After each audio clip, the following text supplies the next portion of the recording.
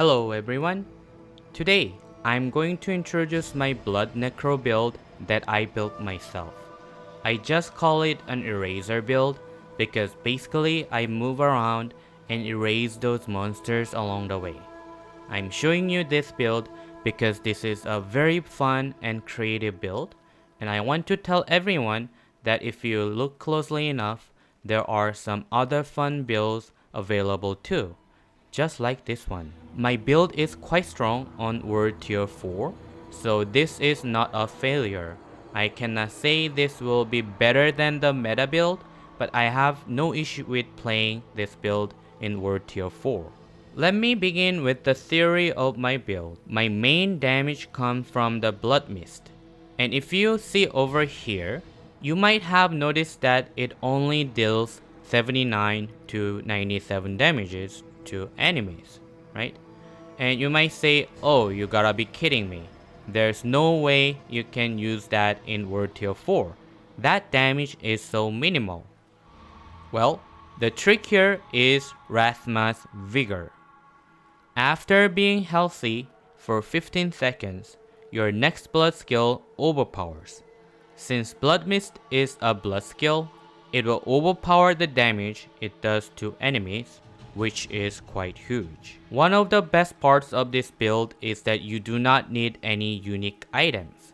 There is one item that can be useful, but it is not mandatory for my build. Also, we don't even need the Shaco.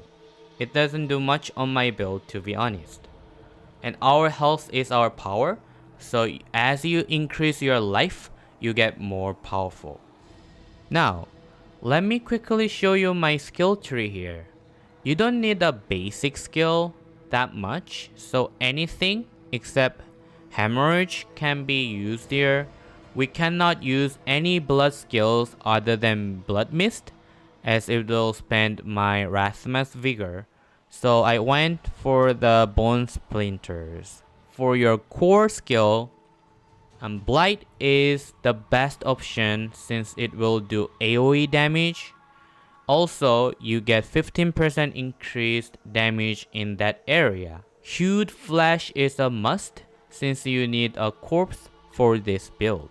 Now, I spent all points on Blood Mist, although it wouldn't increase my damage that much as you can see here. It would still give me cooldown reduction. So that's why I used it. And Ghastly Blood Mist or Dreadful Blood Mist, both of them are very good. You can use whatever you want. You need a Corpse Explosion, and you need a Blighted Corpse Explosion because basically you need damage over time to reduce your cooldown. So if you go over and look at this Decrepify, we need to use Decrepify, and it reduces the cooldown whenever enemies hit while afflicted, right? So therefore, we need more overtime damage to increase the chance of reduction. Fueled by Death gives 9% increased damage, so I recommend this passive skill. You also need Death Embrace, since you are mostly going to have damage to the close enemies rather than the distant enemy. Amplify damage also gives you 9% increased damage. Coalesced Blood, Drain Vitality, and Tides of Blood, they are pretty much essential for your build, so I recommend use all those points on here. Corpse Tendrils is essential as well as it is the only source of vulnerable amplifiers. Necrotic Carapace is also very important for you as it will fortify whenever you create a corpse. Move on to the ultimate. Bone Storm is a must for your survivability. Inspiring Leader is also really good since it gives you 12% attack speed. Standalone is good too, and if you feel like you need more damage reduction, I recommend you spend more points on here rather than on the Blood Mist. Memento Mori is also very powerful as you will sacrifice all your minions. And last but not least, Wrathma's Vigor, which is the core of this build. On Book of the Dead, I chose Critical Strike Chance, but you can go for 15% non-physical resistance as well. I chose Overpower Damage, but you can also choose 15% increased damage to vulnerable enemies.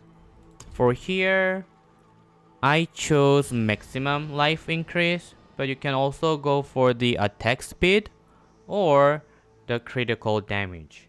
For here, I would say just choose your preference. Now, for the items, I chose Consuming a corpse has a chance to spawn a blood orb. And here cooldown reduction, maximum life, and willpower are good affixes. Here, Blood Mist triggers a corpse explosion and it becomes blighted, which gives you more chance of cooldown reduction. The blighted area pulls in enemies and it is very powerful as you have to be close to your enemies. Each time that Bone Storm damages an enemy, you gain a barrier. And this is the most important aspect in this build, as this gives you huge survivability.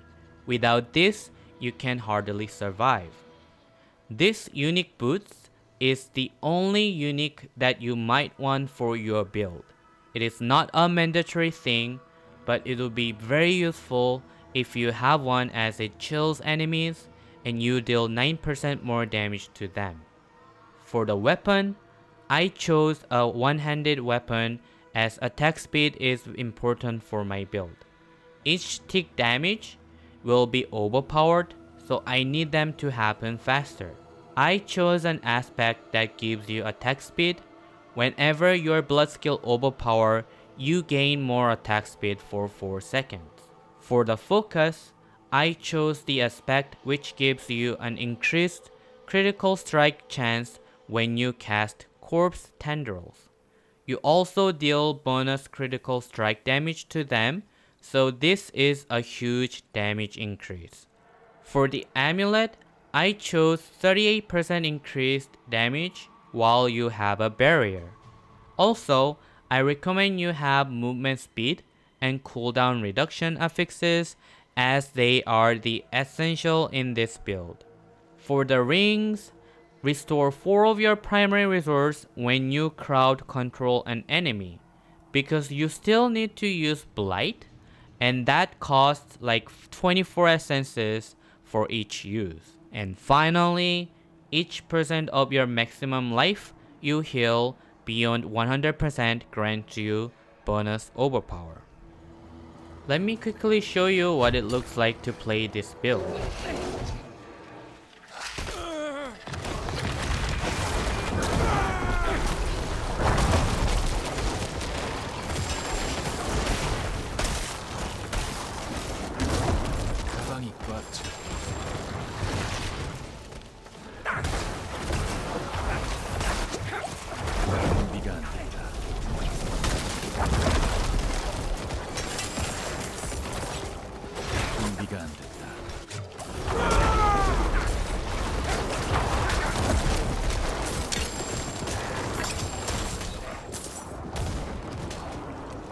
If you like this video, please subscribe and like the video.